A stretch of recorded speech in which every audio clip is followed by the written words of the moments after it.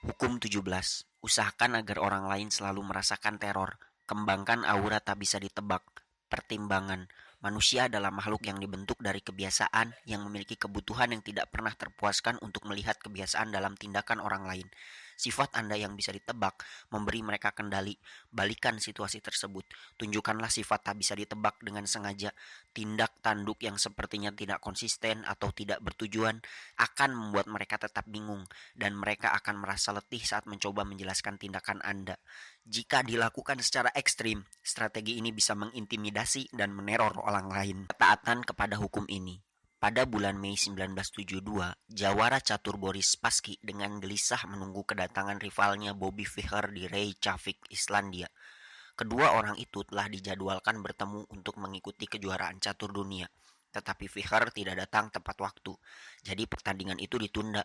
Fischer mempermasalahkan jumlah uang hadiah, penyerahan uang itu, dan masalah dengan logistik sehingga pertandingan di Islandia itu tertunda. Ia mungkin mundur dari pertandingan itu kapan juga. Spassky mencoba bersabar. Bos-bos Rusianya merasa bahwa Fischer sedang mempermalukannya dan menyuruhnya mengundurkan diri. Tetapi Spassky ingin mengikuti pertandingan ini. Ia tahu bahwa ia bisa menghancurkan Fischer, jadi tidak ada apapun yang boleh merusak kemenangan terbesar sepanjang karirnya. Jadi, sepertinya semua kerja keras kita mungkin sia-sia. Spassky memberitahu seseorang rekan kerja seperjuangannya. Tetapi, apa yang bisa kita lakukan? Kita hanya perlu menunggu langkah Bobby. Jika dia datang, kami akan bertanding. Jika dia tidak datang, kami tidak akan bertanding. Seorang pria yang bersedia bunuh diri adalah pria yang memiliki inisiatif. Akhirnya Fischer tiba di Reykjavik. Tetapi masalah-masalah itu dan ancaman pembatalan pertandingan pun berlanjut. Ia tidak menyukai aula tempat pertandingan itu digelar. Ia mengkritik pencahayaannya, ia mengeluh tentang kebisingan kamera, dan ia bahkan membenci kursi yang harus ia dan Spassky duduki. Sekarang pihak Uni Soviet mengambil inisiatif dan mengancam hendak menarik mundur jagoan mereka. Gertakan itu tampaknya berhasil. Setelah berminggu-minggu menunggu, menjalani negosiasi yang tanpa akhir, dan membuat kesal, akhirnya Fischer setuju bertanding. Semua orang merasa lega, terutama Spassky. Tetapi pada hari perkenalan resmi, Fischer datang amat terlambat.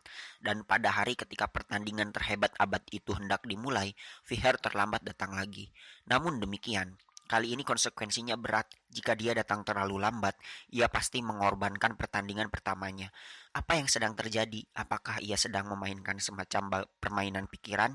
Atau apakah Fischer mungkin takut kepada Boris Spassky? Bagi para Grandmaster yang berkumpul dan juga bagi Spassky, sepertinya pemuda dari Brooklyn ini mengalami demam panggung yang parah. Pada pukul 5.09, Fischer datang persis semenit sebelum pertandingan itu dibatalkan. Pertandingan pertama suatu turnamen catur adalah pertandingan penting, karena pertandingan itu menentukan keadaan selama berbulan-bulan kemudian. Pertandingan itu sering merupakan perjuangan lambat dan tenang, karena kedua orang pemain sedang mempersiapkan diri untuk berperang dan mencoba membaca strategi satu sama lain. Permainan ini berbeda. Fischer melakukan langkah buruk sejak awal, mungkin langkah terburuk sepanjang karirnya, dan ketika Spassky membuatnya kepayahan, sepertinya ia menyerah.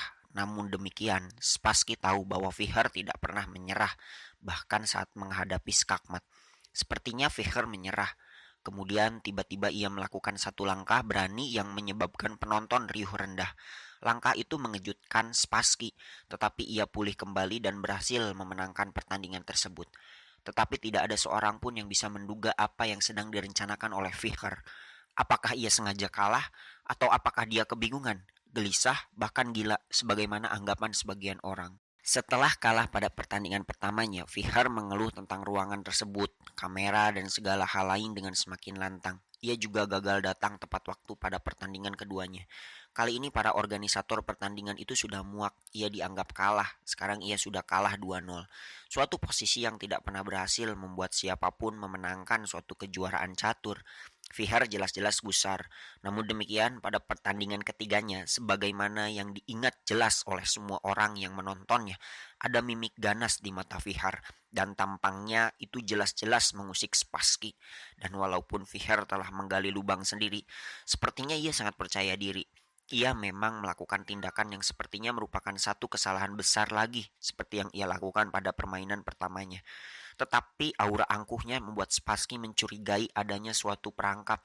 Namun demikian, walaupun pria Rusia itu curiga, ia tidak bisa mengetahui perangkap Vihar, dan tahu-tahu Vihar telah menskakmatnya.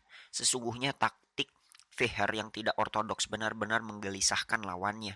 Pada akhirnya pertandingan itu, Vihar melompat dan bergegas keluar, lalu berteriak kepada para rekan konfederasinya saat ia meninju telapak tangan satunya.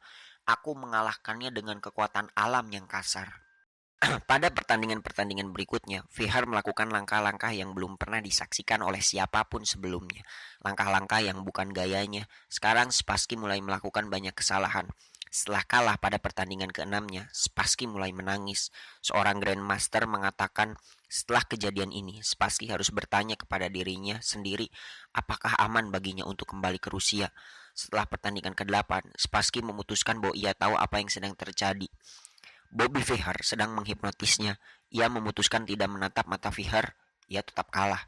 Setelah pertandingan ke-14, ia menggelar konferensi staf dan mengumumkan, aku telah menjadi korban usaha pengendalian pikiran. Ia bertanya-tanya, apakah jus jeruk yang mereka minum di meja catur mungkin telah diberi obat?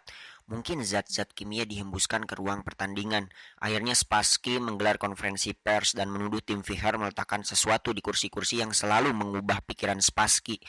KGB pun menjadi waspada. Boris Spassky sudah mempermalukan Uni Soviet. Kursi-kursi itu dibongkar dan diperiksa dengan sinar X. Seorang ahli kimia tidak pernah menemukan kejanggalan apapun dalam kursi-kursi tersebut. Satu-satunya benda yang ditemukan sesungguhnya merupakan 2 bangkai lalat di sebuah peralatan lampu. Spassky mulai mengeluh bahwa ia berhalusinasi. Ia mencoba terus bertanding, tetapi pikirannya sudah kacau balau. Ia tak sanggup melanjutkan pertandingan. Pada tanggal 2 September, ia mengundurkan diri. Meskipun masih relatif muda, ia tak pernah pulih dari kekalahan ini. Interpretasi. Dalam pertandingan-pertandingan sebelumnya antar Vihar dan Spassky, Vihar tidak bernasib baik. Spassky memiliki kemampuan yang sangat baik untuk membaca strategi lawannya dan memanfaatkannya untuk mengalahkan lawannya. Karena mudah beradaptasi dan sabar, Spassky membangun serangan-serangan yang bukan hanya bisa mengalahkan Vihar dalam 7 langkah, mainkan juga dalam 70 langkah. Spassky mengalahkan Vihar setiap kali mereka bertanding karena ia bisa memandang jauh sekali ke depan, dan karena ia adalah seorang psikolog brilian yang tidak pernah kehilangan kendali. Seorang master berkata, ia bukan hanya mencari langkah terbaik, ia mencari langkah yang akan mengusik pria yang bertanding dengannya. Namun demikian, akhirnya Vihar mengerti bahwa inilah salah satu kunci kesuksesan Spassky. Ia memanfaatkan sifat Spassky yang mudah ditebak dan mengalahkannya dengan permainannya sendiri. Segala hal yang dilakukan Vihar pada pertandingan kejuaraan itu adalah usaha untuk membuat dirinya memiliki inisiatif dan membuat Spassky tetap terkejut. Jelas-jelas menunggu lama telah mempengaruhi kondisi kejiwaan Spassky. Namun demikian, yang paling berdampak pada Spassky adalah kesalahan-kesalahan yang sengaja dilakukan oleh Vihar dan pemberian kesan bahwa ia tidak memiliki strategi yang jelas. Sesungguhnya, ia melakukan segala sebisanya untuk mengacak pola lamanya. Bahkan jika hal itu berarti kalah pertandingan pertama dan mengorbankan pertandingan kedua. Spassky terkenal atas ketenangannya saat menghadapi masalah dan kepala dinginnya. Tetapi untuk pertama kali dalam hidupnya, ia tidak bisa menyelami lawannya. Perlahan-lahan ia menjadi gelisah sehingga pada akhirnya dialah yang tampak gila. Catur mengandung intisari pekat kehidupan. Pertama, karena untuk menang, Anda harus sangat sabar dan bisa memandang jauh ke depan. Dan kedua, karena permainan ini dibentuk atas beragam pola, urutan langkah-langkah yang telah dimainkan sebelumnya, dan akan dimainkan lagi dengan sedikit perubahan dalam pertandingan manapun. Lawan Anda menganalisa pola permainan Anda dan menggunakannya untuk mencoba menebak langkah Anda berikutnya. Tidak membiarkan langkah-langkah Anda bisa ditebak agar lawan Anda tidak bisa menjadikannya landasan strateginya akan membuat Anda mendapat keuntungan besar dalam catur dan juga kehidupan. Ketika orang lain tak tahu apa yang sedang Anda lakukan, mereka akan tetap dalam kondisi takut, menunggu di tengah ketidakpastian dan kebingungan. Kehidupan di istana bagaikan permainan catur yang serius dan melankolis, yang menuntut kita untuk mengangkat bidak-bidak dan menggunakan persenjataan kita, membentuk rencana dan menerapkan rencana itu, dan menangkis rencana musuh kita. Namun demikian, kadang lebih baik jika kita mengambil resiko dan memainkan langkah yang paling tak terduga dan tak bisa ditebak. John de la Brue, 1645 sampai 1696.